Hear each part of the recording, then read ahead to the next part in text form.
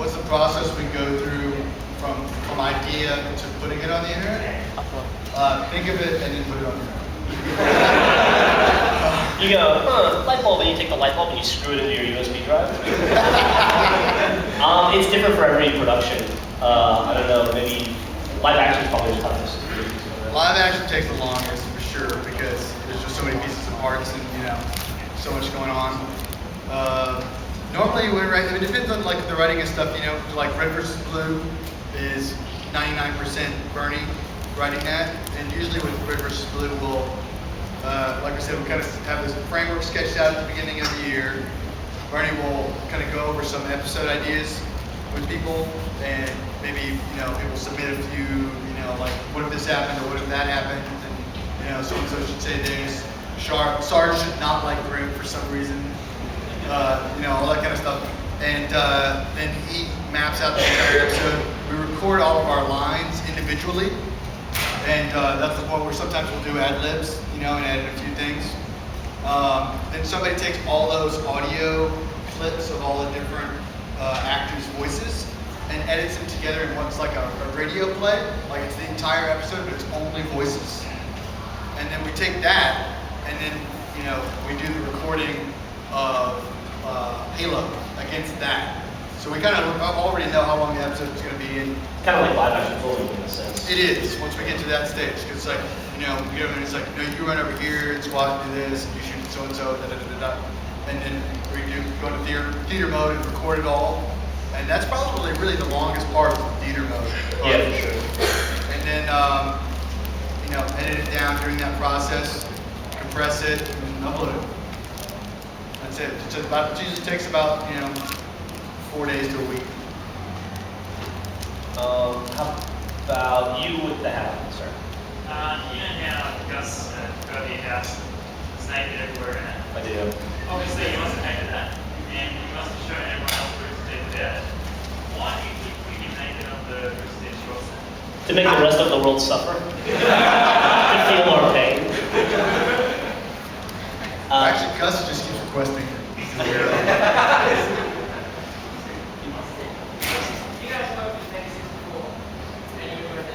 Yeah. Work with, I don't know, that's a subjective statement because they do so little work. I don't know if those guys have ever worked in their lives. They were like, oh, another thing we're going to film? Cool, can you just get me a burrito? Is there any other groups that you like to work with? We always wanted to do something with the Homestar Runner guys because they were a big inspiration for us starting out.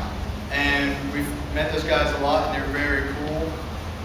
They kind of did their own thing, so we haven't had a chance to, but I don't know, who else, Geoff? Well, I mean, there aren't that many people that kind of do the things that we do, like Mega 64 definitely does. We love the Penny Arcade guys, we're really good friends with them. We always do packs together, but we don't really work in the same way No. that they do. We've had Ed Robertson from Bare Naked Ladies, that band, and several things. He plays Captain Flowers in Red vs. Blue, and he was in the Captain Dynamics thing that we did. So that was cool because he was one of the first like prominent people in entertainment to contact us and say like, man, this is really cool what you guys are doing, and we did a bunch of concert videos for them. I think we'd all like to work with Megan Fox. Yes. Whatever reason, her agent's just not calling us back. So many hands. How about you, sir, right there? What does Jason do? He's like no need to film. What's Jason do? Yeah. He just hangs out. He's just cool. He's kind of like Guido now, like Mega 64. No, he's like, Jason has like a couple bands, and he's always busy with that, and just like, Jason is definitely a musician. Like Yeah. he lives for his music, and that's what he focuses on. Yeah, honestly. And with good reason, he's very confident. We have to do something about immigration in the United States because it's impossible to get people from other countries in. Otherwise, we would have more stuff. Yeah, we actually got to the point where we hired two different immigration lawyers and spent like a lot of money, and we just weren't able to get him over there full time.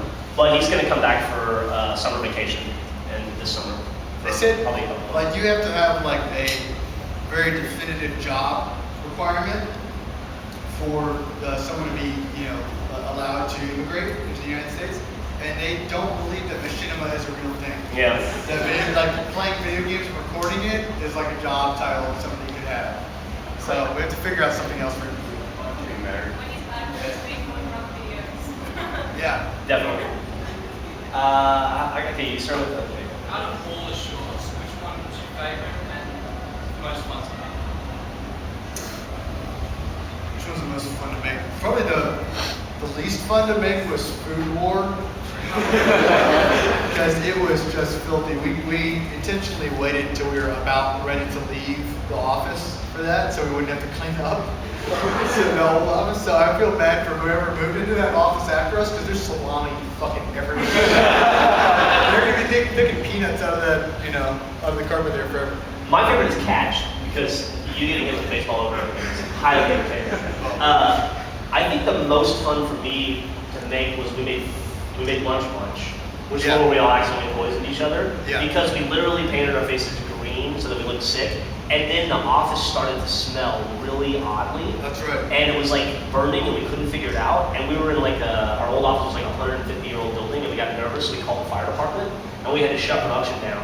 And like 30 firefighters came in and started looking around, and then they looked at us and saw our faces green, and they started to try to administer aid to us. And we're like, oh, no, we're fine. It's makeup. And then they're like, what the fuck do you guys do? And we had to try to explain that, and then it turned out the computer was on fire. They wanted to know why we had 15 computers into one extension cord. Yeah, there's a big, Say for some reason. they're like, here's your problem, you guys are morons. I feel like there's a bunch of people over there. who talk Yeah. to me.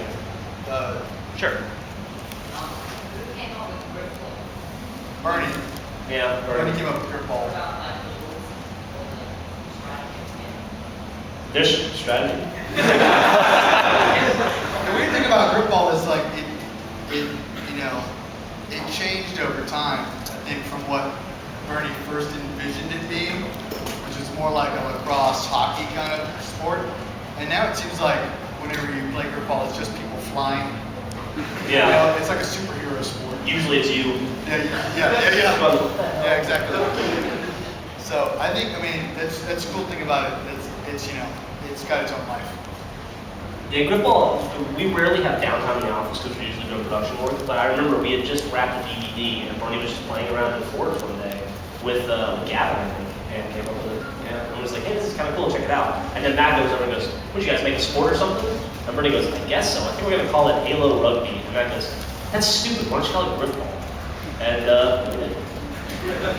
You're welcome. Okay, you sir with the green. In your early role, especially on the one thing you mentioned, you had a lot of fun work with the how that changed when you looked at the stepping out of like get that. Did you say the vehicles and how things change because Sarge got a jetpack? Like how viewing point of view, how much would you put into the first episode? How difficult is it to do an episode? It really, each game, each iteration of Halo has its benefits and its challenges, and it's kind of a 6 of one, half a dozen of the other kind of thing. I'd say filming, it took us a very long time to get used to filming in theater mode. We're really used to just sitting down and going action and doing it. Yeah. And the idea of filming something and saying, do you think that was good? I don't know. Should we do it Dropping again? out and loading up a 20-minute save file to look at it was daunting at first, but The thing about us is we're very lazy. yeah. So whenever we can do something more simply that takes less time, that's what we're prone to do. And theater mode gives much better results. It looks better, but it takes a lot longer. So, like I said before, we're lazy. So we try not to do that. But I think overall it's a lot better to film the beach or Halo 3 than Yep. the first two. How about you, sir? Right there? Did Millie come to Sydney with you? You say it louder. Can you? Did Millie come to Sydney with you? Millie, my daughter Millie? Yes. Yeah, she's in either the booth or the hotel. She's been here all weekend running around like an idiot. She's been chasing the Dalek around. So, yeah, she's here. How about that guy in the red flag shirt?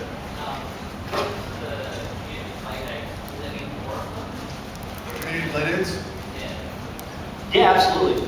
I think that whenever like they have a spot where they're like, oh shit, somebody canceled. Call the Rivers Boys, and then we'll just fill it. We're happy to. We'll do it whenever we can. Yeah, we love it. So. With the awful numbers,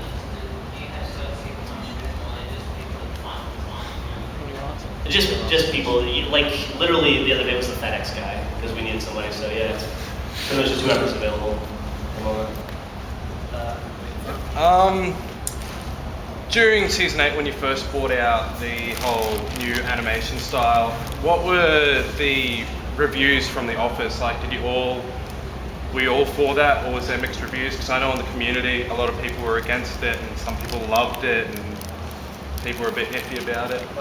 For those who couldn't hear, during season 8, when we first brought out the new animation style, which is Monty Ohm's work, were people in the office debating about it like they were online? And the answer is yes, definitely, because it was a very scary process for us. Like, we've been doing it the same way for 7 years, and to try something that's kind of really radically different was really nerve-wracking. We debated the first shot when you would actually see animation for the first time. We debated that a long time, and I think there's some behind-the-scenes stuff on that DVD where we showed some of the stuff that we made originally that didn't go in. The first shot you see of animation is where the warthog smashes through the wall of Valhalla, and Sarge and Wash kind of dive out of the way. And before that, we had some shots where Sarge was going to put his hands behind his head, put his hands up, throw his gun, do different things like that. And we decided we wanted to go with the breaking the wall thing because we wanted to make kind of like an announcement of... And literally break the wall. And literally break the wall. We're breaking the wall in terms of what we were doing before with machinima and animation and moving on to something, hopefully bigger and grander and, just as much fun. So yeah, it was scary and, but we felt like it was the right thing to do to kind of like move things forward, and we'll be doing more of that in the future. We knew it was necessary, and we were all on board. I think that the thing was trying to make sure, and what Matt's talking about for sure, was how to present it first off, but also, once we had the freedom to do anything in the game via Monty, we had to take a harder look at what the characters would do versus what they wouldn't, and that was something that took a lot of like fine-tuning and a lot of conversations, like how would Simmons physically react to this? How would Sarge react? How would what would Griff do in this situation? And we did a lot of refining and a lot of work like that because suddenly the sky's the limit, and we had to create limits, I guess. Yeah, we thought probably Sarge should know Kung Fu. That just doesn't seem very Sarge. Yeah, because we had some very matrixy type stuff. But it seems cool for him to headlock somebody and give him a noogie. Yeah, and then Simmons would fight with the sword this way, and but that stuff doesn't happen quickly. So that we debuted that at PAX last year, and we had been working on it for a solid 4 or 5 months at that point. So we were all pretty sold on it by then. Yes, sir. What's your favorite game except for Halo 6? King Griffey. I know you were saying King Griffey baseball. Yeah, King Griffey baseball. I've played so much King Griffey baseball back in the day. I like Fable 2 a lot. A whole lot. Way too much. Unhealthy. So I'd say, off the top of my head, probably Fable 2. Maybe Burnout 2. Left 4 Dead? Oh, God, yeah, Left 4 Dead. Left 4 Dead 1 and 2 are brilliant games. Not the one you guys have. There's a real Left 4 Dead that we in America play. Awesome. If you guys would make RoosterTeeth when you're in the video tonight, Geoff would be drunk, so that's no different, I guess. I'd be playing games not for a living. Yeah. I don't know. I guess I'd probably be.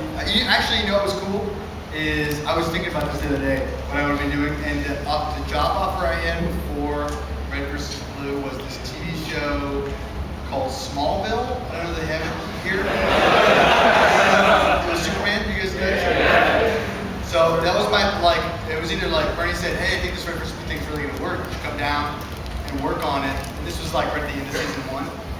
And I was like, yeah, I don't know, man, because these Smallville people want me to come move to Vancouver and do that. So I was debating that, and I made the right choice, obviously. And it was really cool. It was the other day, I thought about that in years, and I was looking at our sales rankings on Amazon, and Red vs. Blue was just right above Smallville. Red vs. Blue was 39, and Smallville was 40, so it's